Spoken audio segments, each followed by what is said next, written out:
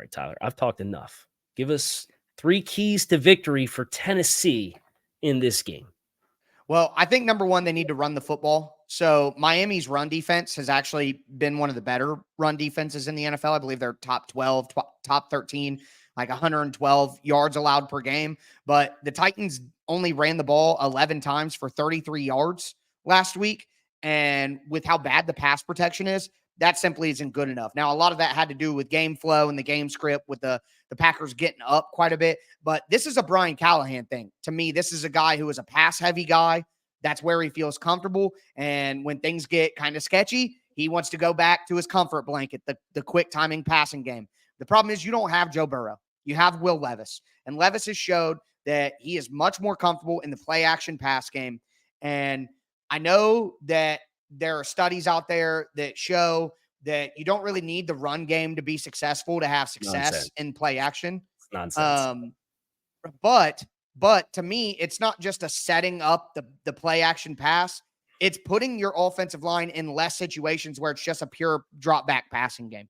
So the Titans have to find a way to run the football far better than they have in the second half of the first 2 games. Mm-hmm. And then in the full game last week, they have to be able to run the football better, not only because you look around the NFL, the run game is back. And Kyle, I know you're somebody who pays attention to not just what your team is doing, but NFL trends. And if you look with all the 2 high safety shells, people are looking to run the ball more. That's how you attack. If people are going to keep 2 safeties back deep. So I think the Titans have to run the football with more success.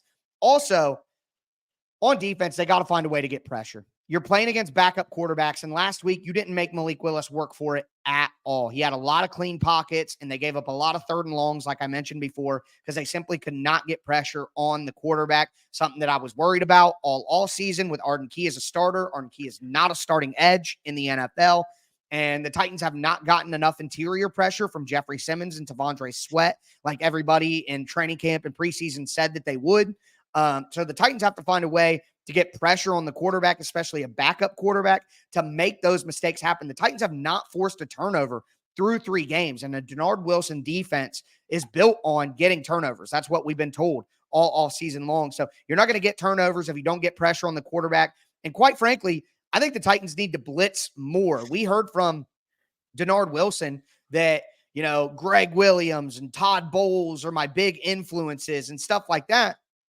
Okay, well, those guys are blitz heavy guys, and the Titans are not in the top 10 in blitz percentage. The Dolphins blitz more than the Titans. The Titans have only blitzed 26.4%. So I think Denard Wilson needs to wake up and realize that his front 4 pass rushers are not going to get pressure on their own, and they need to dial up pressure and blitzes on 3rd downs to try to get to the quarterback more. And then finally, I keep saying this. It's kind of a running joke on my keys to victory that I keep saying this exact thing, but no big mistakes, please. Like no punt blocks, no stupid penalties that turn into points for the other offense, no pick sixes, no fumbles. Like the Titans just have to play a clean game. It's kind of crazy that the Titans have given up 25 points off turnovers. Mm-hmm. And if you count the punt block that went for a touchdown against Chicago, that's 31. And the Titans' margin of defeat right now is 30 points.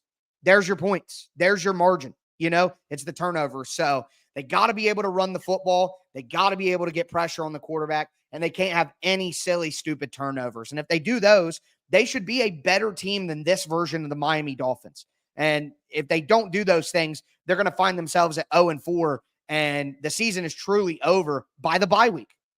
Yeah, and for Miami, I think the biggest thing for me, and I mentioned situational red zone stuff last week against Seattle and said, well, your metrics, your scoring offensively, when you get into the red zone, it's not good. And then defensively, when other teams get into the red zone, it's really bad. And it got even worse.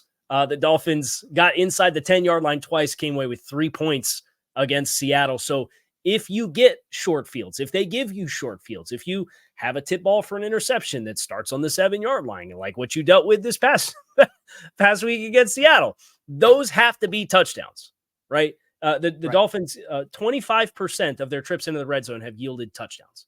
They're 2 of 8 through 3 games. Defensively, 6 out of 7 opponent trips into the red zone have yielded touchdowns. That is 31st and 30th in the NFL Like it could not be worse for you once you get into the red area. And that's where you look at potentially a quarterback that has some run game threat with Mike McDaniel and his background Mhm. going back to Washington with RG3. And can you tap into those roots and get that extra hat in the run game? They're having a really hard time getting outside. Oh, they are averaging less than 2.7 yards per carry off the left and right end this season. Ooh. All other Ooh. gaps, it's over 4.4 yards per carry. Well, But that'll their be extra volume, interesting. Because the yeah. Titans are really good on the interior, but have sloppy edge play. So that'll be interesting. Yeah, I think that's another key one for Miami is getting the outside run game going. Whether that's Devon Mhm. Achane, who has the dominant workload for you thus far. Jalen Wright looked really good in a couple of carries the past 2 weeks, but hasn't got a lot of volume as a rookie. How can you ignite that spark to get outside and get on the edge and test Tennessee's ability to tackle? You mentioned some of the tackling from this Mhm. past week. That's a big thing. You've got speed, you've got playmakers. They like to run these perimeter screens. Jalen Waddle stopping and cutting back into the backs of his blockers instead of just getting north and trying to force a tackle and challenge somebody with an Mhm. angle and trying to run through it. He's trying to find more green grass. So that's another one for Miami is finding the winning plays on the perimeter have not been there. Even if it's the running game, if it's the screen game, if it's quarterback run game, whatever it looks like. The Dolphins have to get that going. And I would say their early down success is especially critical. They kind of turned their nose up at it this past week against Seattle. They had those successes running the ball between the tackles, and then they got away from it. And there were some negative plays on the outside, and then you're in third and longs with backup quarterback play. Tyler, the Dolphins were 1 of 15 on third and fourth down combined against Seattle. They're at 32% for the season on third and fourth Ah. down combined. They're 1 of 10 on fourth down in 3 games.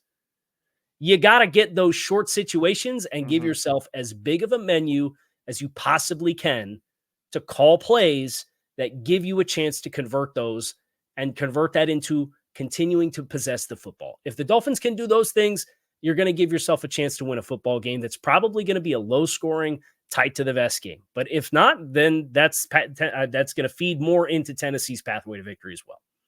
Well, we're looking at two teams that are definitely desperate for a win to keep their season alive. Yeah. And I think that you're going to see that desperation in the play calling. Personally, I think we're going to see both these teams literally pulling out everything they can to try to get this win.